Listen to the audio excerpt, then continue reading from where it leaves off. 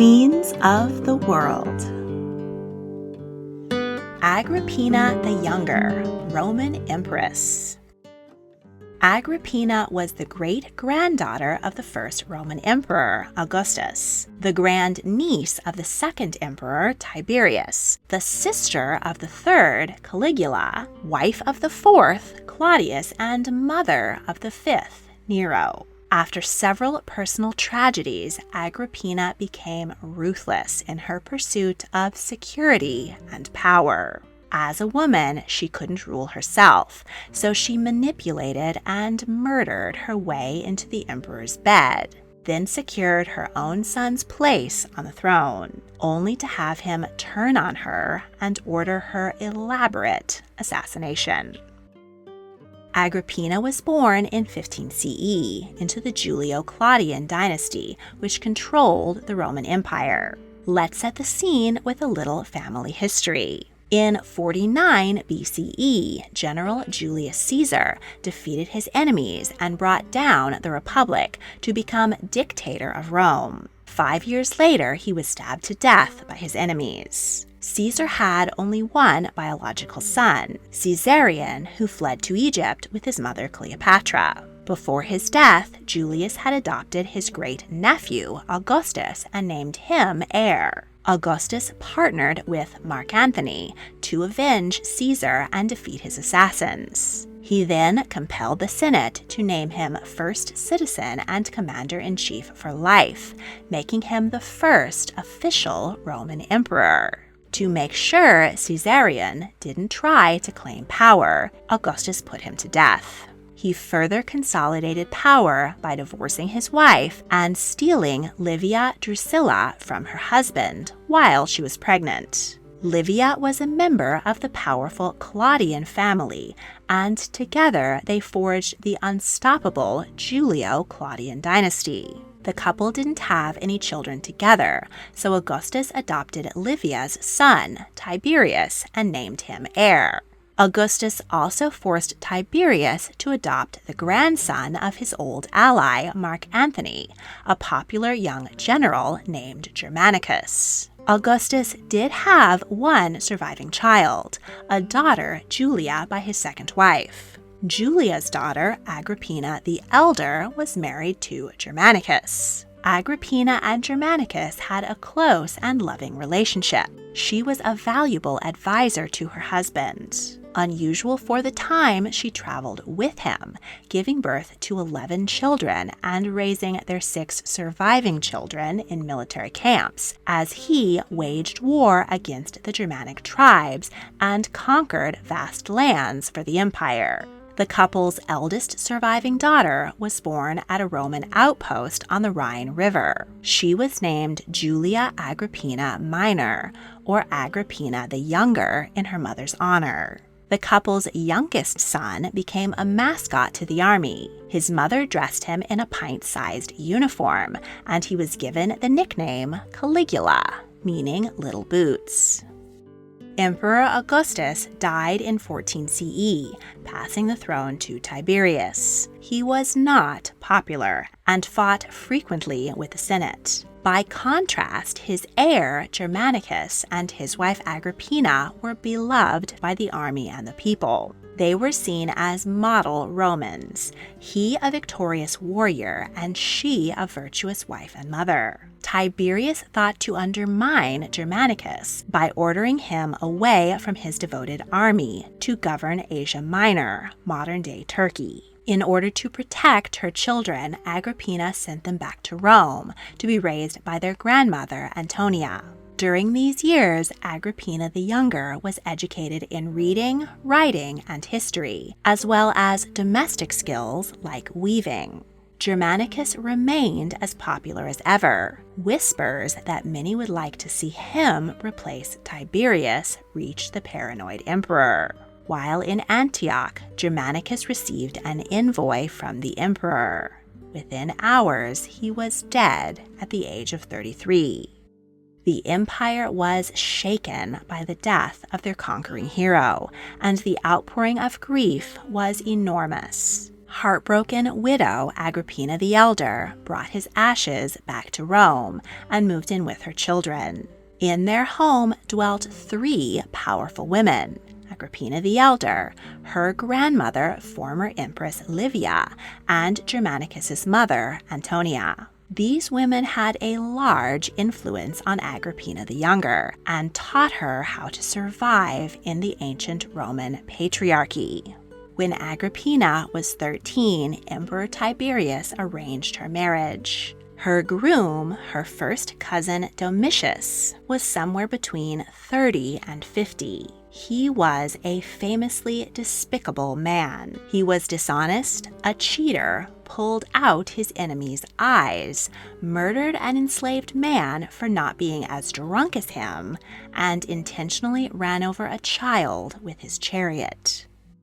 Agrippina the Elder had never accepted that Germanicus's death was due to a mere soldier's illness. She complained loudly and often throughout Rome that Emperor Tiberius had ordered her husband poisoned. She also put about that her own teenage son would make a better emperor. In response, Tiberius exiled Agrippina the Elder and her 2 eldest sons, Nero and Drusus, to a prison island off the coast of Italy. Nero was forced to commit suicide. Agrippina was beaten so badly that one of her eyes popped out. Then she and Drusus were starved to death. They resorted to eating the straw in their mattresses before succumbing. Emperor Tiberius had grown weary and increasingly paranoid in Rome, so he retreated to the beautiful island of Capri. Rumors abounded as to what the emperor was up to. Stories of sexual depravity, cruelty, and child molestation may have been seated in fact, or may have been created by a population which had grown to despise their ruler. Tiberius ordered Agrippina the Elder's only surviving son, Caligula, to live with him on Capri. The emperor subjected Caligula to psychological abuse. He wanted to train him to be the ruin of himself and of all men, and a viper for the Roman people. And he named him as his heir. The teenager was well aware of the incredible danger he was in, and in self-preservation, he acted as Tiberius's devoted student. He did sneak into the emperor's bedroom with a dagger, but couldn't bring himself to avenge his father, mother, and brothers by spilling blood. Tiberius, now in his 70s, threw a javelin at a ceremonial game and injured his shoulder. He grew ill and fell into a coma. When he took his final breath, politicians swore their loyalty to the new emperor, Caligula. But suddenly, Tiberius jerked awake. A politician stepped up to smother the emperor with a pillow. Rome was thrilled to have debauched Tiberius gone and the young, handsome son of Germanicus on the throne. The empire celebrated his ascension for 3 months. They called him our baby, our star, and it was said that he was admired by all the world from the rising to the setting sun. Caligula endeared himself to his people by ending the treason trials instigated by Tiberius, allowing people to return from exile, granting bonuses to the army, and throwing gladiatorial games. He brought back the bones of his mother and brothers and gave them a proper burial in the tomb of Augustus. He heaped honors on his only surviving close family, his 3 sisters, Agrippina, Drusilla, and Livilla. They received the rights of Vestal virgins, which included better seats at the amphitheater. Their likenesses were stamped on coinage, and oaths of loyalty were sworn in the name of the emperor and his sisters. A few months into Caligula's reign, Agrippina, now 22, gave birth to her first and only child, Lucius Domitius Aenobarus, who would become known as Nero. Upon being congratulated on the birth of his son, Domitius supposedly responded, "I don't think anything produced by me and Agrippina could possibly be good for the state or the people." 7 months into his reign, Caligula fell seriously ill. He recovered, but the brush with mortality twisted the mind which had already suffered so much trauma. He feared plots at every turn and accused those close to him of coveting his power. He had several male relatives executed, including his own cousin and adopted son, Gemellus. If their wives objected, they were driven to suicide. Much like Tiberius, tales of Emperor Caligula's creative malevolence grew. The most famous tale of his insanity is that he named his favorite horse Incitatus a consul. It is also said that when he got bored at a gladiator tournament, he ordered an entire section of spectators to be thrown to the lions, and that he commissioned a giant hollow metal bull, and at dinner parties he would have an enslaved person placed inside and a fire lit underneath. The screams of the person being burned alive inside the bull were amusing to the emperor. In addition to the rumors of orgies and homosexuality, Caligula was accused of having incestuous relationships with his sisters. He was particularly close to Drusilla and may have wanted to marry her in the style of the Egyptian pharaohs. Drusilla died at 21 of a fever that was sweeping through Rome. Her loss overwhelmed Caligula, and he gave her the honors in death owed to an empress.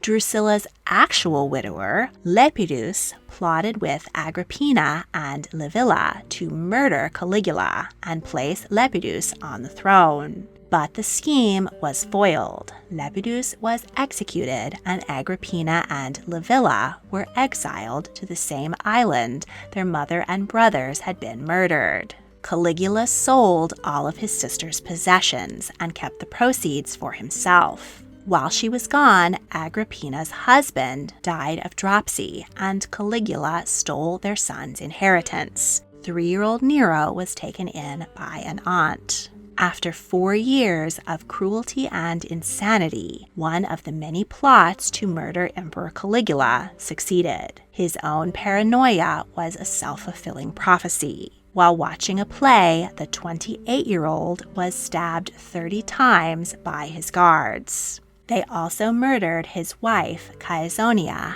and their infant daughter, Julia. Caligula's nearest male relative, his paternal uncle, Claudius, became emperor next. He walked with a limp, was partially deaf, spoke with a stammer, and may have had cystic fibrosis. Disability was viewed very negatively in ancient Rome, and Claudius had been hidden away by his family. He was spared Caligula's wrath because he was seen as a laughingstock rather than a threat. But because Claudius was the brother of the hero Germanicus, he got the top job. The new emperor allowed his nieces, Agrippina and Livilla, to return from exile. Agrippina was reunited with her son, who had his inheritance restored. She was now a widow and, according to Roman custom, needed to remarry as soon as possible. She was keen to wed a man in a prominent position because, as a woman, that was her only window into power. She made shameless advances to Galba, a consul who would become emperor some years in the future. But he was happily married and rebuffed her. Galba's mother-in-law reprimanded Agrippina in public and slapped her in the face. Taking the hint, Agrippina instead wed prominent politician Crispus. He was already married, but at the emperor's request, he divorced his wife. Marriage to the popular, witty, and influential Crispus rehabbed Agrippina's reputation. She persuaded him to name her son Nero as his heir. This may have been his downfall. He died mysteriously, and at his funeral, many whispered that his now wealthy widow had poisoned him. Agrippina kept her head down and avoided the palace for the next few years. Her only remaining sibling, Livilla, did not. She ran afoul of Claudius's wife, Empress Messalina, who had her convicted of adultery and sentenced to death by starvation. The only sibling left alive, Agrippina, wrote a memoir accounting the numerous misfortunes which had befallen her family. She became a sympathetic and beloved figure to the public. At an event, Empress Messalina and her son Britannicus received less applause from the crowd than Agrippina and Nero. Threatened, the Empress sent assassins to kill Nero. They stole into his bedroom in the night, but when they spotted a snake, a very bad omen, they fled. It was actually a serpent skin the young boy had carried home. His mother was so relieved she had the skin encased in a bracelet, which Nero wore as a talisman against harm for the rest of his life. Empress Messalina soon faced her own downfall. Drunk with power, she ordered the executions of a number of enemies, creating even more enemies in the process. She openly flaunted love affairs. There were rumors, likely untrue, that she challenged a famous sex worker to a competition to see who could sleep with the most men in a single night, and won with 25 partners. The final straw was when she committed bigamy by marrying another man. Claudius was inclined to forgive her, but his consul demanded her death. When Messalina couldn't bring herself to slit her own throat, the messenger ran her through with his sword. The emperor was now single. Agrippina was tipped off to the hunt for a new bride by her lover who worked on the palace staff. She used the, quote, privilege of a niece to kiss and caress Claudius and get him to agree to the union. A marriage between an uncle and niece was considered too incestuous, even by the Romans, but a special case was brought before the Senate. The wedding went ahead on New Year's Day in the year 49, and Agrippina became the Empress of Rome. With her strong personality, she dominated and controlled Emperor Claudius. She was an unprecedented female co-ruler and brought a level of stability to the empire which hadn't been seen since the time of Augustus. She was granted the title Augusta, making her a living goddess just below the emperor. Her allies in the Senate were granted plum offices and governorships. She signed government documents, met with ambassadors, and had official power in front of the Senate, the people, and the army. Statues were erected to Empress Agrippina, and coins bore her likeness. The German city of her birth was renamed Colonia Claudia Are Agrippinensis in her honor. It was the only Roman colony ever named after a woman. Today, it is the city of Cologne, Germany. But, as many emperors had done before her, Agrippina became ruthless in preserving her own power. She had a romantic rival convicted of witchcraft. When the emperor commented on the beauty of another woman, she had her poisoned. Now that she had secured her own power, she began to look towards the future and gaining the throne for her 13-year-old son, Nero. There was one obstacle in the way of Nero being named heir to the throne: Claudius's own 9-year-old son, Britannicus. Whenever the rival heirs were in public, Agrippina made sure Nero was dressed and treated as an adult, while Britannicus was dressed and treated as a child, thus impressing on the people who the senior brother was. When Britannicus's tutor complained that Nero was forgetting his place, Agrippina forced him to commit suicide. Other servants sympathetic to Britannicus were dismissed, and Agrippina kept him away from his father. The young boy was isolated and forgotten in the palace. Claudius's only other child, his daughter Claudia, was already betrothed, so Agrippina had her fiancé convicted of incest with his sister and put to death.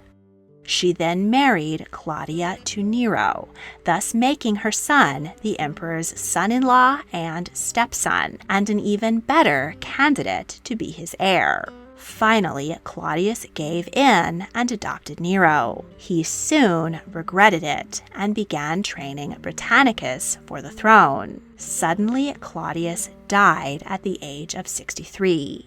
This may have been due to natural causes, or because he was poisoned by Agrippina. Reports of which toxins she used vary, including hemlock, wolfsbane, and mushrooms. One source claims that after consuming the poison, the emperor felt ill and called for his doctor to gag him with a feather.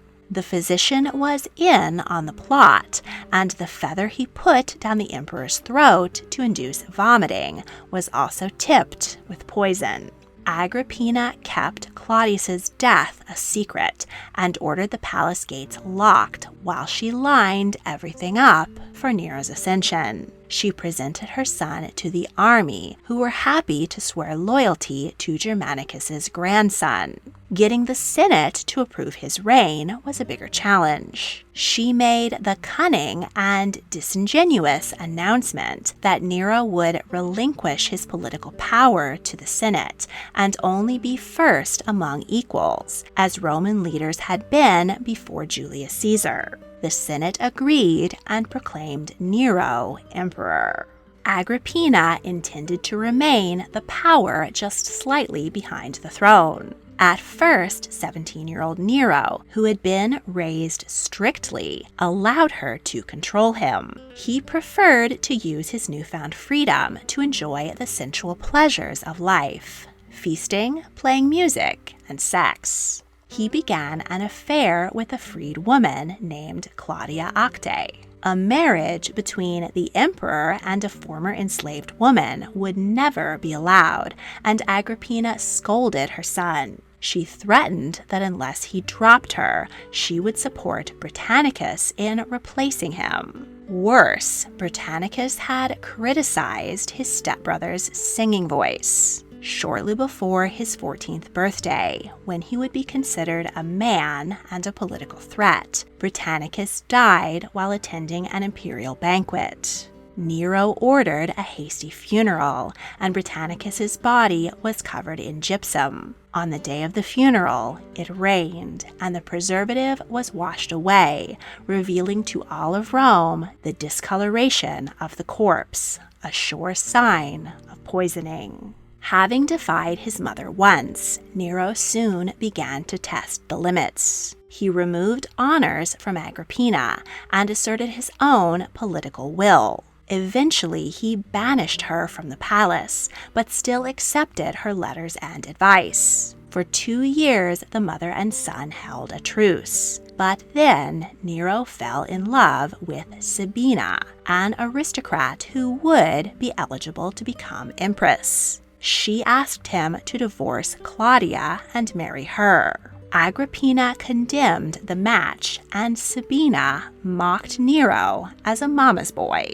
Either at Sabina's urging or because he felt he would never realize his full power under his mother's shadow, Nero decided to kill Agrippina. Poisoning and executing political enemies was one thing, but Nero couldn't very easily assassinate a living goddess without ramifications, so he had to make it look like an accident. He sent a friendly letter to his mother, inviting her to vacation with him at a resort by the sea. Nero arranged for Agrippina to arrive via a boat he had specially designed to collapse while it was in the middle of the bay. But he didn't know that his mother could swim. While Agrippina backstroked to the shore, one of her female attendants, who had also been plunged into the sea, called to the sailors, "I am Empress Agrippina, save me." The sailors who were in on the plot beat her to death with their oars. Agrippina made it to shore, but she now knew that her son, whom she had dedicated her life to making emperor, had tried to murder her. She was heartbroken and returned to her palace to await her fate. When Nero was informed of his mother's survival, he feared she would race to Rome, reveal his treachery, and turn the Senate against him. So he ordered his guards to race to her palace and murder her. When they arrived, Agrippina reportedly told them to smite my womb or stab her in the part of her body which had produced so abominable a son. They obliged, and Agrippina was stabbed to death at age 43. According to some reports, Nero examined his mother's naked corpse and coldly commented on her beauty and her best and worst features. He had her cremated that night on a dining couch, and her ashes were buried unceremoniously in an unmarked grave. Nero returned to Rome and was followed by the ghost of his mother. He had frequent nightmares about her and called for Persian magicians to beg for her forgiveness. Without his mother's guidance and haunted by guilt, Nero faded into madness, corruption, and debauchery. He banished his wife Claudia and then sent guards to bring her head back to his new wife, Sabina. She complained that Nero spent too much time at the races, so he flew into a rage and kicked her in the stomach while she was pregnant, killing her.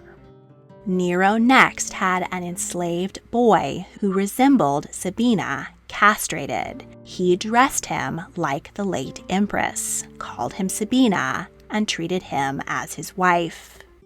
Nero ordered the construction of numerous amphitheaters and made public appearances as an actor, poet, musician, and chariot driver. This affronted the nobility, who viewed these as the occupations of the low-born or enslaved. They also resented the heavy taxes they paid for his lavish lifestyle. The new religion of Christianity had just emerged. Nero made Christians scapegoats for the ills of the empire and ordered hundreds of them to be burned alive as entertainment.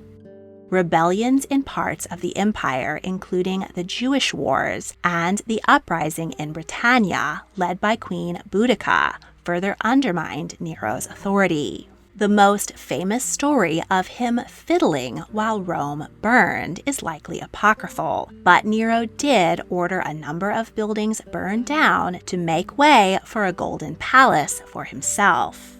Emperor Nero had turned out to be just as evil as his uncle Caligula, and the people turned on him. The Senate declared him a public enemy and condemned him to death. He fled the capital and committed suicide, sparking civil war and a crisis known as the Year of the Four Emperors.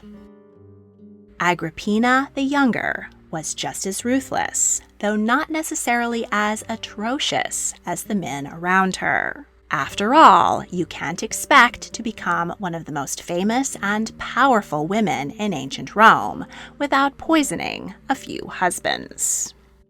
If you enjoyed this video, please like, subscribe, comment your thoughts, and check out my other royal history videos. If you really want to help, please consider supporting me on Patreon. A link is in the description. Thank you for watching.